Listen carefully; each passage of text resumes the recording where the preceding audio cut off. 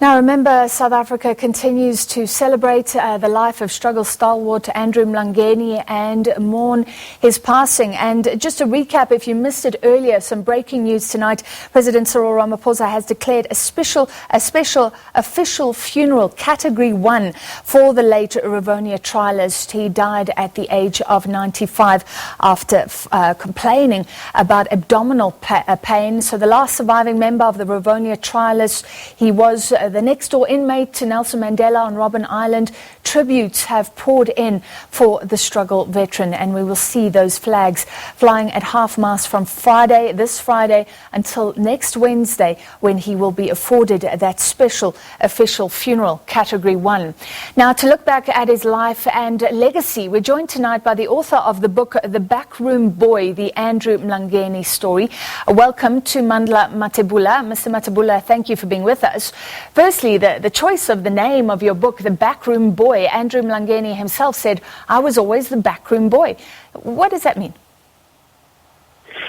Actually, the choice of the title of the book summarizes his character and the manner in which he played his role in the struggle for liberation. He has been always the man who was comfortable operating from the background, working hard, but making sure that he executes the task that is given from the beginning to the end, without necessarily claiming glory out of it. And that created a tag for him as the backroom boy.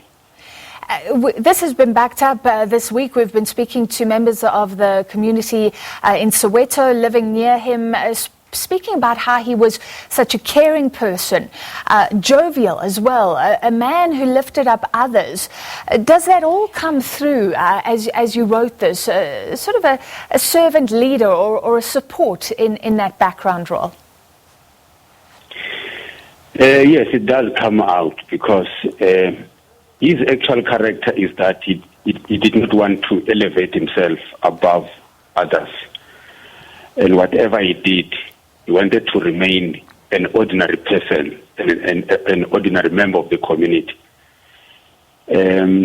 His community of Dube can attest to that, but also his comrades within the ANC and those who were with him in the struggle.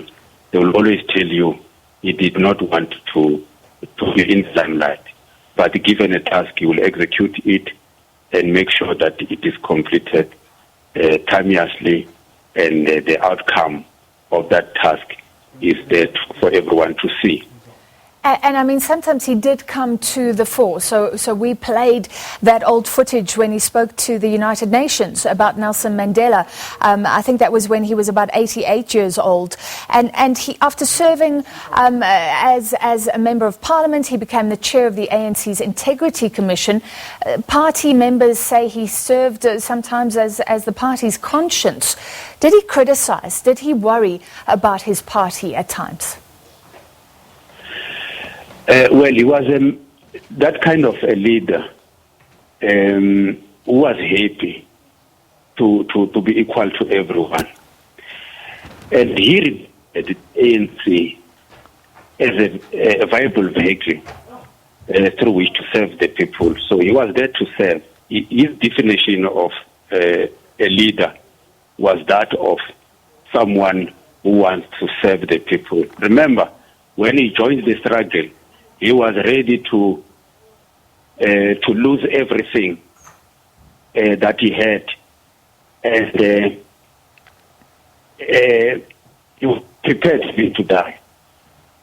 He was worried during his late years that kind of culture was beginning to change. The ANC itself had members who did not respect that culture that has been there, especially in the generation in which he lived. Yeah.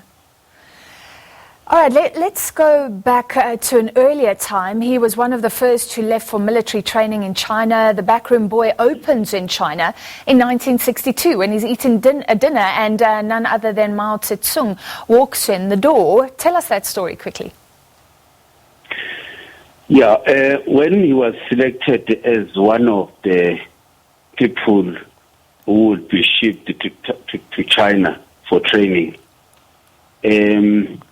well, he had high hopes of acquiring the necessary training that he would use when he comes back home. But did not expect to be visited at the camp by the person of Mao's statue. And he was not informed, none of them was informed that the big man was going to visit them. So sort of a surprise. And when it happened, it had a mark in him, and it was a milestone in his history of the struggle. And they were also visited again by him. Actually, they also met him for a second time, so which was actually a bonus for them.